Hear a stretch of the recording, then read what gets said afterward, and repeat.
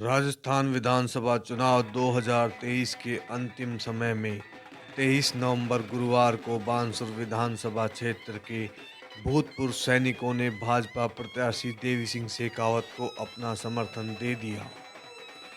आपको बता दें कि बानसूर विधानसभा क्षेत्र में भूतपूर्व सैनिकों की अच्छी खासी संख्या है।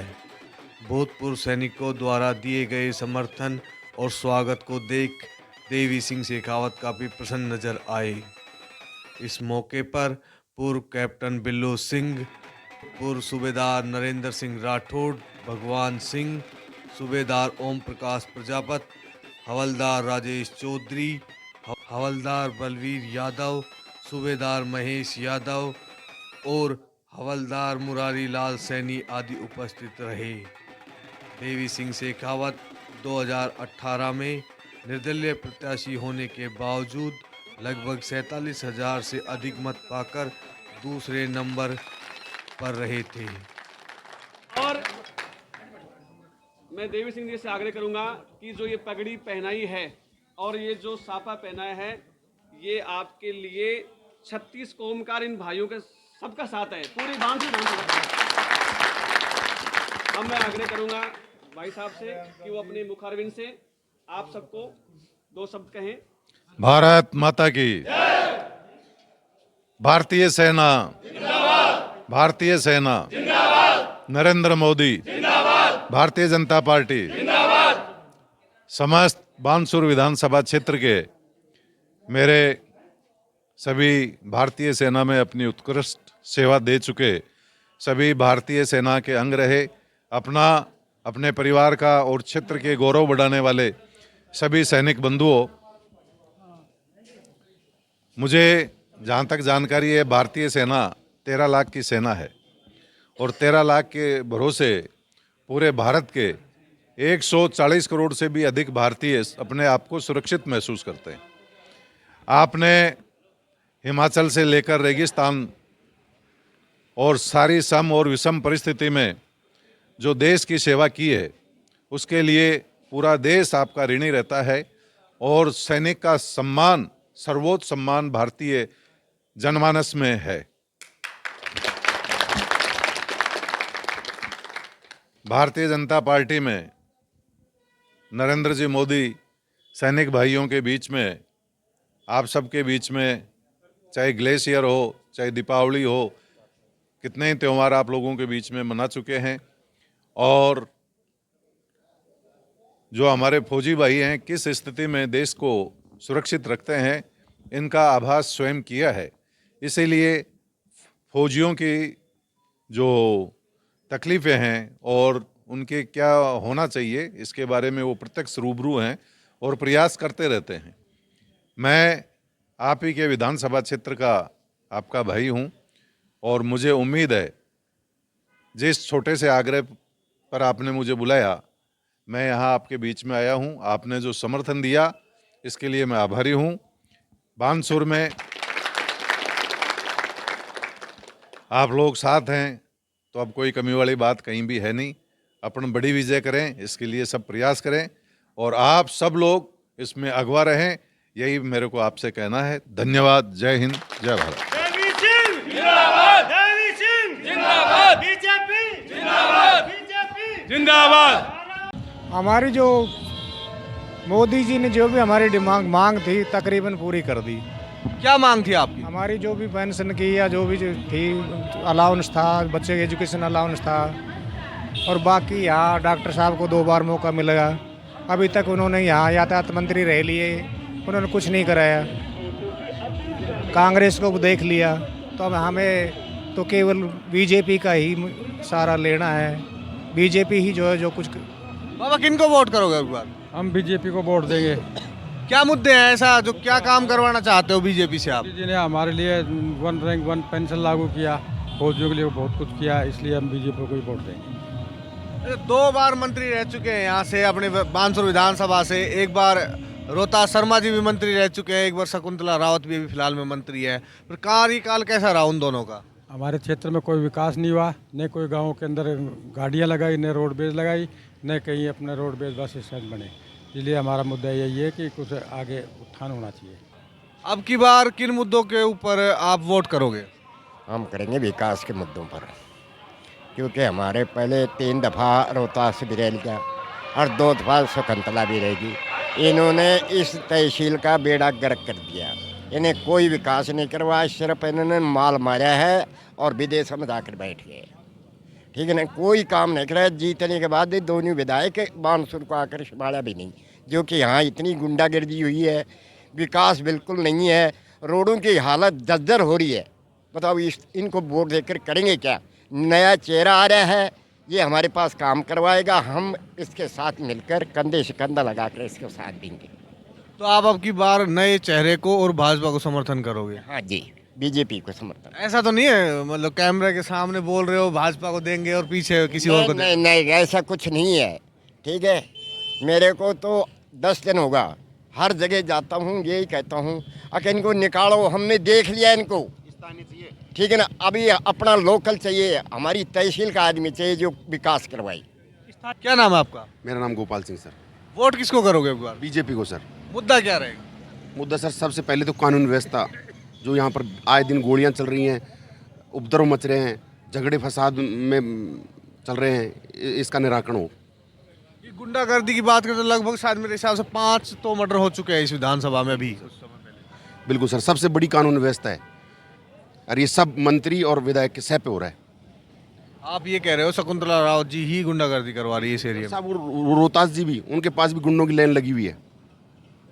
फिर अब की बार किसे चुनोगे आप? अकबर देवी सिंह जी, बीजेपी। अच्छा, बीजेपी को वोट करोगे।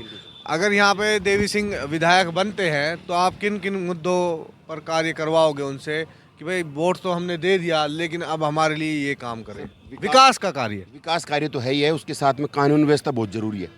अगर आदमी चैन से अमन से नहीं है तो विकास कार्य बेकार है। इसलिए सबसे पहले कानून व्यवस्था सही हो, यही पहली प्राथमिकता है। भाजपा सरकार राष्ट्र हित में सोचती है, कांग्रेस हमेशा राष्ट्र हित के विरोधी रही है।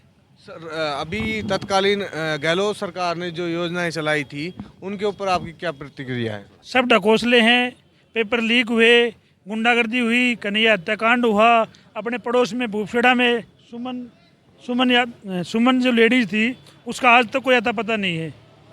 ये सब कांग्रेस की मिली जुली सरकार है, ये मंत्री लिप्त है उसमें।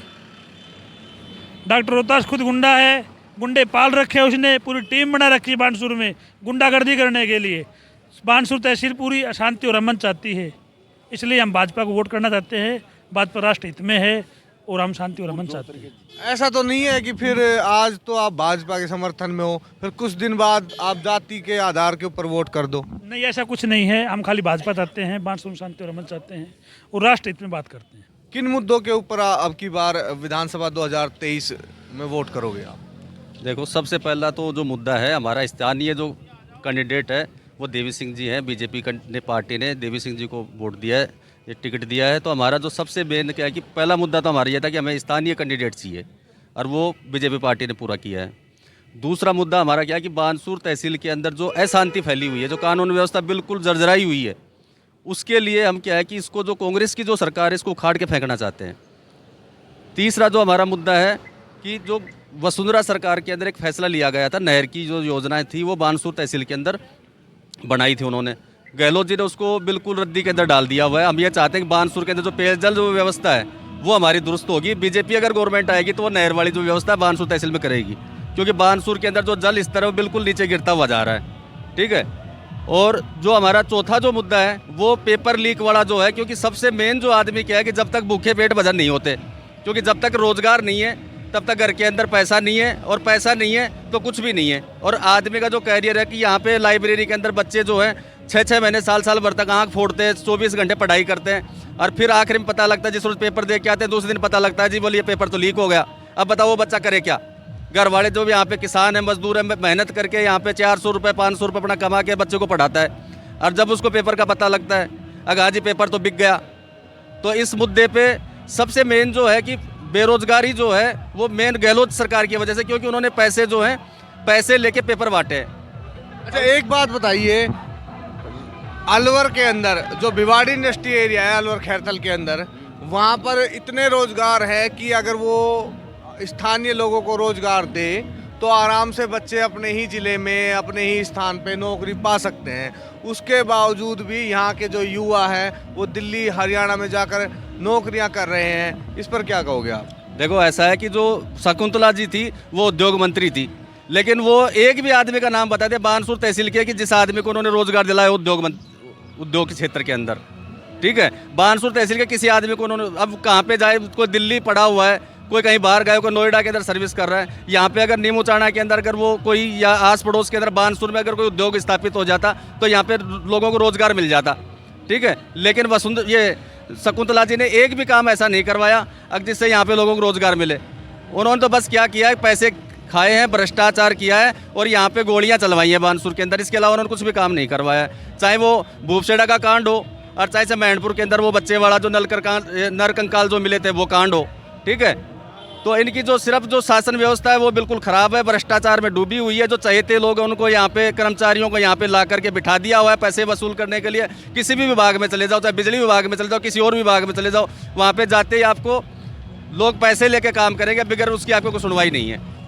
नरेंद्र सिंह जी नाम है जी मेरा। क्या काम करते हो अभी? जी मैं भूतपूर्व सैनिक हूँ।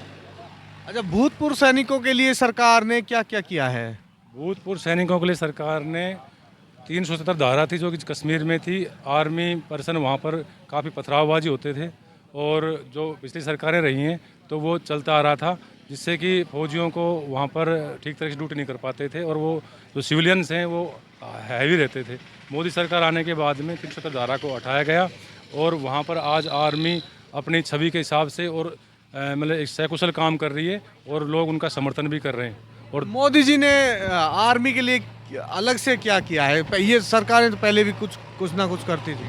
मोदी जी ने आर्मी के लिए ये किया है कि जो आर्मी को जो इक्विपमेंट्स वगैरह हैं, जो एयरफोर्स के जो फ्लाइट्स हैं, जो लड़ाकू विमान हैं जो बाहर से मंगाए गए हैं, जो कि देश की ताकत बढ़ती है, एयरफोर्स की ताकत बढ़ती है। आर्मियों में नए नए इक्विपमेंट्स जो वेपन्स हैं वो आए हैं, जिससे कि आर्मी को डिजिटाइज किया जाए और उनको एक अच्छे तरीके से अच्छे सैनिक बनकर देश की रक्षा कर सकें। अग्निवीर योजना है, इस पर बहुत सारे आर्मी के लोग नाराज भी हैं, बहुत सारे लोग समर्थन में।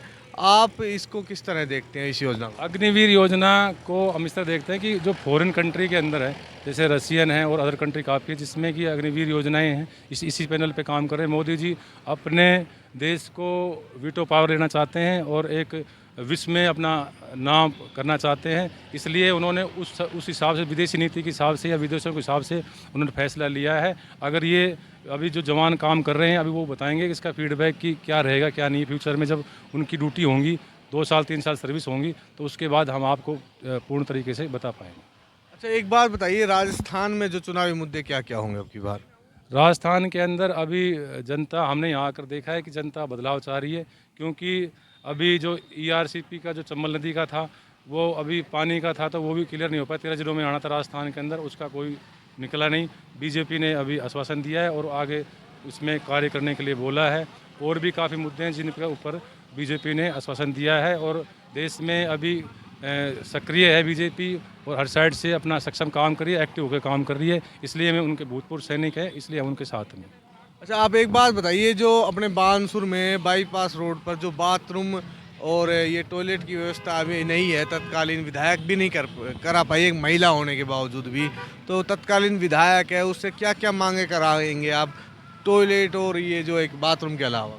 जी, बानसूर के अंदर जो सिचुएशन है कि भाई नगर पालिका बन गई है, अभी किस क्लास में है ये तो शायद 4th क्लास में शायद आ रही है, अभी किस में आ रही है ये तो मैं नहीं कह सकता, लेकिन बजट भी आ रहा है लेकिन इस पर कोई ध्यान नहीं दिया जा रहा। अब इसमें आप यहाँ की सरकार को मानो या जो भी विधायिका है और जो कि वो अब इस तरह से नहीं देख पा रही हैं कि भाई सुविधाओं को, जन सुविधा भी होनी चाहिए और इसमें शायद कमी लग रही है। और ये अब फ्यूचर में अब किस तरह से ये सरकार लेती है। अब बीजेपी ने ये आश्वासन दिया है कि हम एक आपके लिए अच्छा काम करेंगे, अच्छा करके दिखाएंगे, तो हम उनका समर्थन इसलिए करें। ये थे मेरे साथ भूतपूर्व सैनिक, इन्होंने अब की बार देवी सिंह शेखावत जी को अपना पूर्ण समर्थन देकर बानसूर की जनता के लिए चुना है।